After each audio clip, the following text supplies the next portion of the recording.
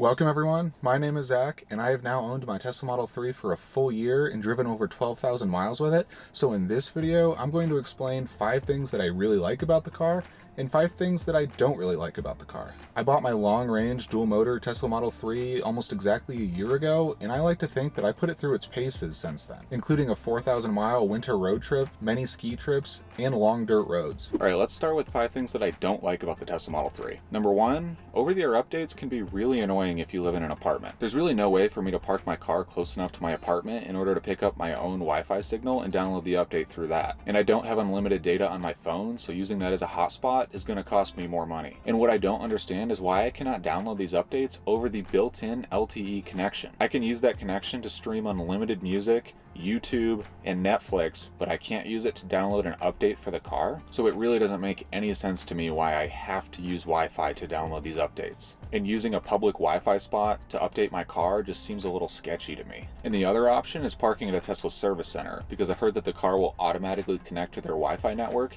and download the update, but that's certainly an inconvenience. Alright, on to number 2. Rear visibility is not great. You can probably see how much the rear deck angles up and how small the untinted portion of the rear glass is. I'm 5'10" and I have to position my rear view mirror in such a way that I have to stretch a little bit in order to see anything useful out of it. So if you're shorter or like to have your driver's seat lower to the ground, then it's going to be even worse. Okay, on to number 3. Some of the system warnings that pop up on the center display are really annoying and distracting. And I have 2 examples of this. First, if you're driving in winter weather conditions, sometimes road spray or snow will block some of the cameras on the outside, and it'll pop up on the screen telling you that the car has limited visibility and telling you to clear off these cameras. And the second one happens when I have my dog in the back seat. If he walks around between seats, the pressure sensors trip, and it'll pop up saying that someone's not wearing their seatbelt. And I guess to get around this, you could just buckle every seatbelt in the rear if you're going to have your dog back there. And the really annoying thing about all these alerts is that you can swipe them away, but then 10 seconds later, they just pop back up, and it's really distracting. Alright, number 4, wind noise. If there's any form of crosswind while you're driving, you're going to get a ton of wind noise from the tops of all the windows. And I think this is largely due to the frameless design of the windows. And I can't even begin to count the amount of times that I've tried to roll up my windows because it sounds like they're open a little bit. Alright, and the last thing I don't like about the Model 3 are the automatic wipers. Now these have improved through over-the-air updates, but they're still pretty unpredictable.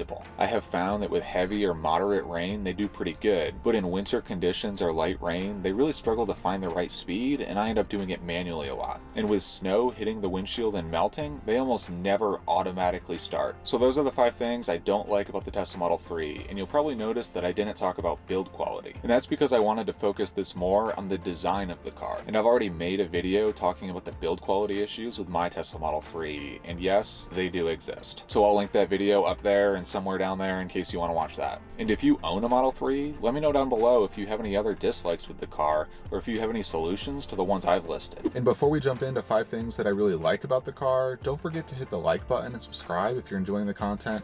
It really helps me grow this channel, and I'd really appreciate the support. And thank you so much to everyone that has already subscribed. You all are amazing. Okay, so the first thing that I really like about the Tesla Model 3 is autopilot. And this is mostly for road trips or long commutes on highways. I just have the basic autopilot that comes standard on all Teslas now, and that alone is a lifesaver. It makes highway driving way less stressful when you don't have to have your eyes glued to the road in front of you and can focus more on what's going on around you. And I'm able to comfortably drive much longer distances in a day while using autopilot because the driving isn't as draining both physically and mentally. Okay, number 2 is the supercharger network. This network was a big reason that I chose a Tesla over other EVs, and it has not disappointed. I have never been restricted in where I travel, and I'm in the middle of the country without many other large cities nearby. And sure, it requires a little more planning than it would in a gas car, but so what? I like planning. Okay, on to number 3, Sentry Mode and Tesla Cam. These are both incredible features that every car should have going forward. It gives me so much peace of mind knowing that my car is always watching out for idiots. And if all cars were equipped with these features, everyone would be held accountable for their actions. And people wouldn't get away with hit and runs and just being idiots with no repercussions. And the recent update that allows us to view this footage on the center display makes it even more convenient to quickly review. And speaking of over-the-air updates, that's number 4. Over-the-air updates are truly one of the greatest things that Tesla has brought to the automotive world. How annoying is it that car manufacturers sell you a car while intentionally intentionally holding back features and performance to add to the next model year shortly after you already spent tens of thousands of dollars on one. And Tesla has challenged this mindset by pushing out regular updates with major changes to the driver experience, user interface, and performance. And this is a huge reason to buy any Tesla. So the fifth and final thing that I love about the Tesla Model 3 is one-pedal driving. And this is a game-changing feature that was delivered through an over-the-air update. And once you get used to driving like this, you're never going to want to go back to a gas car with a transmission and having to use your brakes all the time. I imagine that in 15 to 20 years, teenagers learning to drive are going to be absolutely amazed that we once had to drive like we currently do with gas cars. One-pedal driving is so much more intuitive and allows you to almost never have to press the brake. And this is because regenerative braking kicks in immediately when you let off the accelerator pedal. Okay, so that covers 5 things that I really like about the Tesla Model 3.